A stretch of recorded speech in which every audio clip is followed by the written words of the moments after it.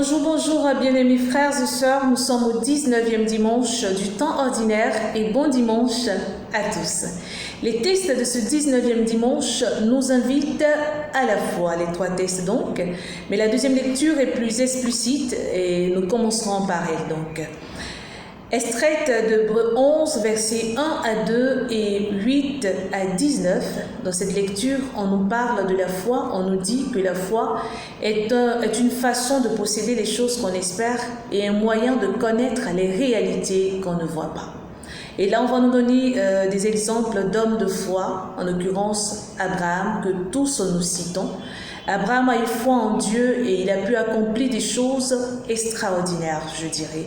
Il allait même à offrir son fils, un fils qu'il n'arrivait pas à avoir avec sa femme, que sa femme a eu tardivement, elle aussi, grâce à la foi. Il allait jusqu'à offrir ce fils-là parce qu'il savait, il avait cette confiance totale en Dieu. Il savait que Dieu était capable de résoudre n'importe quelle situation.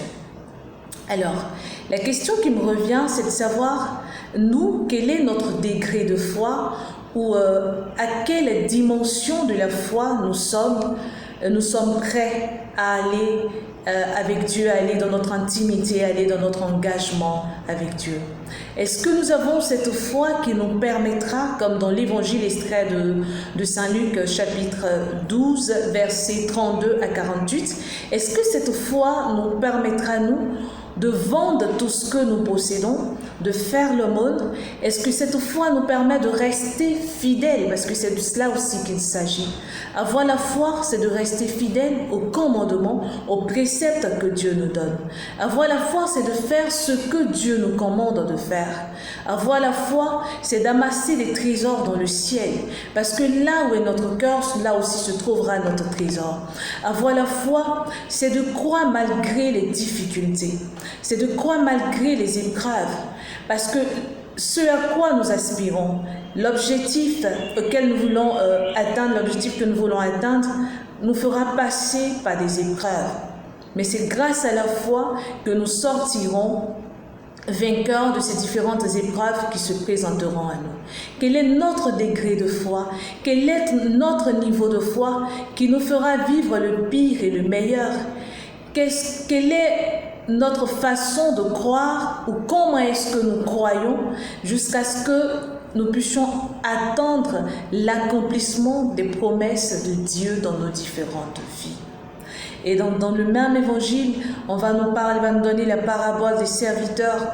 Et il nous dit même de rester en habit de service, mais il va nous donner la parabole de ces serviteurs-là qui ne savent pas quand est-ce que le maître va venir, mais qui restent fidèles à la mission qui leur a été confiée.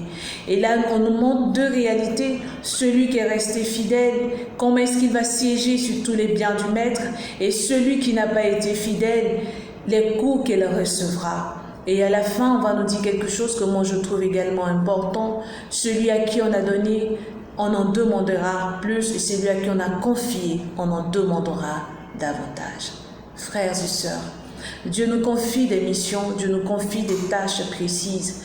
Même si parfois nous pensons que les tâches des autres nous incombent, mais nous avons à notre charge des âmes à sauver. Nous avons à notre charge le réveil spirituel de nos frères et de nos sœurs.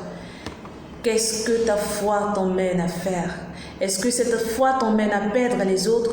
Est-ce que cette foi t'emmène au découragement, à désespérer de la situation de certaines personnes ou à croire véritablement que Jésus-Christ est Seigneur et que même si la promesse tarde, nous devons l'attendre parce qu'elle s'accomplira certainement car Dieu ne se dédie pas? Quel est ton degré de foi en ce dimanche?